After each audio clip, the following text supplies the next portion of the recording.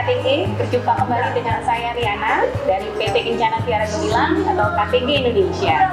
Dan pada kesempatan siang hari yang cerah ini, saya sudah berada di Dinas Lingkungan Hidup Kabupaten Pasuruan, Jawa Timur.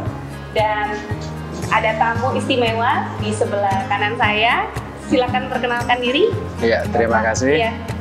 Saya Syahnur Indra. Di Dinas Lingkungan Hidup ini selaku Kepala Bidang Pengelolaan Sampah dan Limbah B3. Yang sekarang ini kawan KTG ketahui bahwa produk KTG Technics yaitu geomembran atau alas HDPE telah digunakan di salah satu TPA di Kabupaten Pasuruan, yaitu TPA Wonokerto.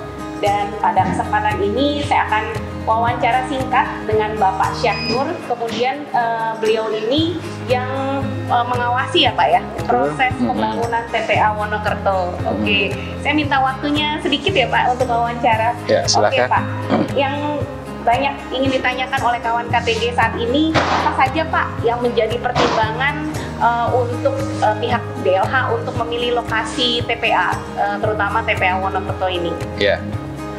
Ya, tentunya pemilihan lokasi ini dilakukan dengan yang pertama dilakukan kajian dulu, kajian atau studi kelayakan, bagaimana nanti tempat atau lokasi TPA ini layak untuk sebagai pembangunan. Dan faktor utama karena memang TPA kita ini kan kita akui ya belum bisa mengcover semua timbulan sampah yang ada di Kabupaten Pasuruan, maka ada prioritas di sana adalah di daerah yang penduduknya padat. Artinya sekarang kita lebih prioritas ke wilayah Pasuruan bagian barat. Betul. Nah, kalau untuk asal sampah yang ditampung di TPA Wonokerto itu Pak, itu hanya terbatas di Kabupaten Pasuruan atau misalkan kabupaten lain yang berdekatan dengan Pasuruan juga sampahnya ditampung dan diangkut ke TPA itu apa tidak Pak? Ya, tentunya ini hanya untuk warga Kabupaten Pasuruan, jadi untuk Pasuruan saja. Tapi memang itu timbulan sampah itu tidak hanya dari rumah tangga, tapi juga mengcover kawasan industri karena kita punya banyak itu. Kemudian perdagangan, perkantoran, kemudian fasilitas umum itu semuanya masuk ke sana. Tapi yang jelas semuanya dari Kabupaten Pasuruan. Oke, jadi semuanya ya tidak hanya sampah rumah tangga, termasuk medis apa segala macam ya Pak? Bukan, artinya sampah rumah tangga, sampah rumah tangga. Industri ya Pak. Walaupun mungkin dari kawasan rumah sakit, tapi yang sampahnya sejenis rumah tangga. Oh, sejenis rumah tangga. Betul. Oke. Untuk kapasitasnya berapa Pak yang bisa diterima oleh TPA Wonokerto mungkin dalam setiap harinya Pak? Iya, saat ini kita operasional rata-rata mampu menerima sampai 140 ton per hari. 140 ton per Betul, hari. iya. Maksimal itu Pak? Ya itu mungkin Kurang sudah lebih ya, Pak, kurang lebihnya seperti itulah. Oke. Pak, metode apa yang digunakan Pak dalam pengelolaan sampah ini Pak di TPA Wonokerto?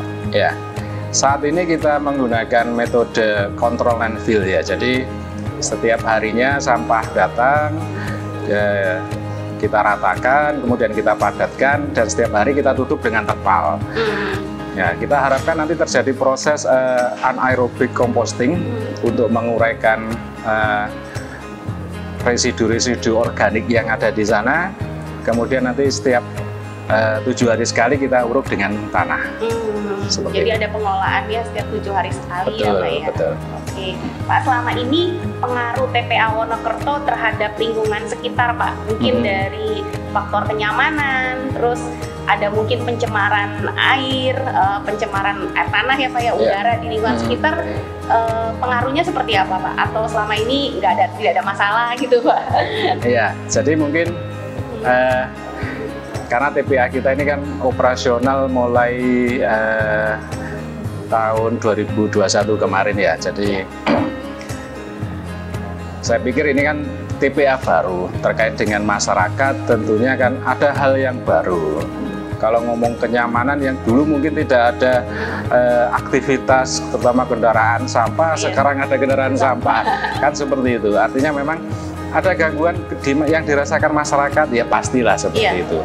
Tapi semuanya itu kan sudah kita antisipasi di perencanaan pembangunan TPA untuk sedapat mungkin bisa aman bagi lingkungan dan kesehatan masyarakat, seperti itu. Mulai dari sarana terkait dengan untuk pengendalian pencemaran tanah, kita ada lapisan geoprotek, ya.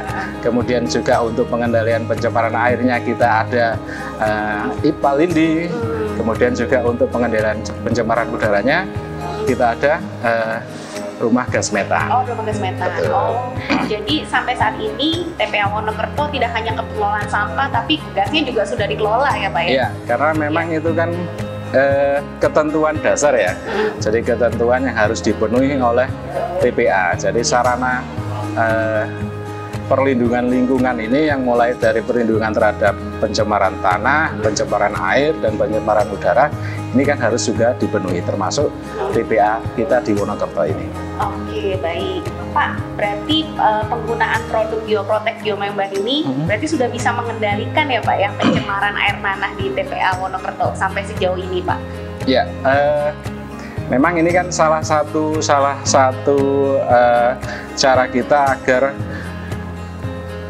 pencemaran tanah dan air tanah ini kan tidak terjadi. Jadi kalau kita mungkin nanti bisa saksikan dengan Geoprotek ini memang sangat efektif untuk mengendalikan pencemaran. Ini buktinya memang lindi yang terbentuk dari proses pengolahan akhir di TPA itu bisa kita tangkap. Nah, bisa kita tangkap, kita alirkan, kita kumpulkan ke bak penampung lindi yang nantinya akan diolah di IPA Lindi. Oke, baik. Dan seperti yang kita ketahui bersama bahwa penggunaan Geoprotek Geomembran untuk TPA Wonokerto ini kan menggunakan ketebalan 1,5 mili Pak. Betul.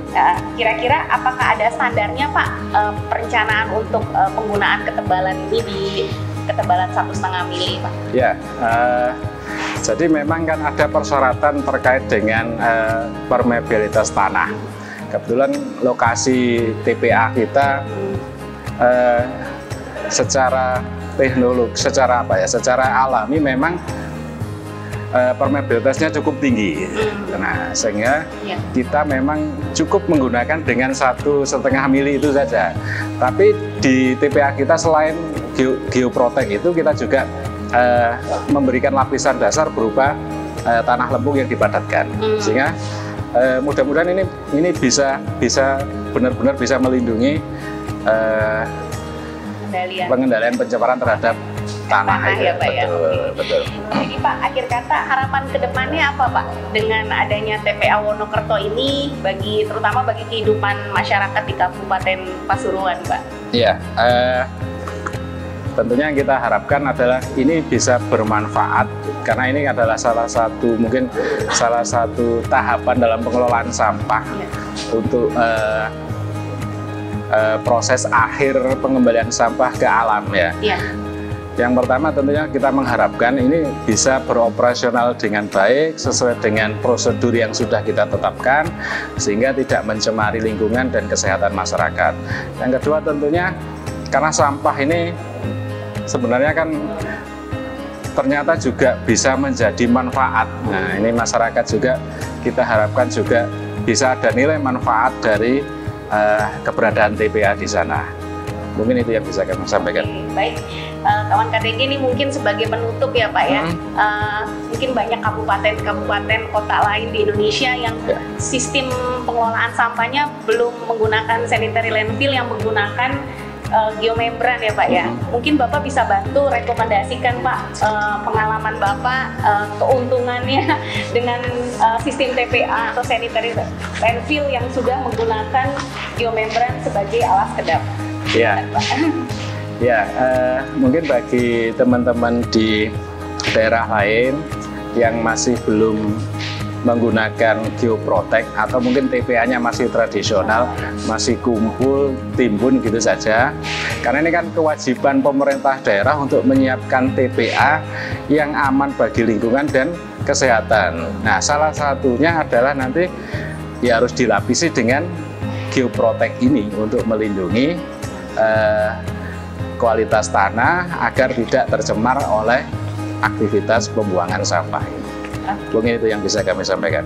Oke, baik. Terima kasih Pak Syanur atas wawancara singkatnya. Jadi kawan KTG, buat di daerah-daerah yang belum menggunakan sistem TPA, sudah sesuai dengan peraturan pemerintah, betul, ya, betul, kita ya. harus menggunakan sistem TPA yang sudah dikelola tentunya dengan baik ya Pak ya, dengan menggunakan alas HDPE, Geoprotect, Geomembran tentunya. Karena kenapa harus menggunakan Geoprotect, Geomembran? Karena Geoprotect, Geomembran adalah produk asli Pak, buatan Indonesia. Jadi sesuai instruksi dari Bapak Presiden, kita harus menggunakan produk buatan Indonesia.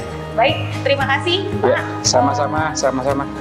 Oke, baik kawan KTG, tetap stay tune di YouTube channel KTG Indonesia. Sampai jumpa lagi. Melindungi tanah dan air Indonesia dari kami untuk bumi. KTG Indonesia, Sustainable Plastic Solution.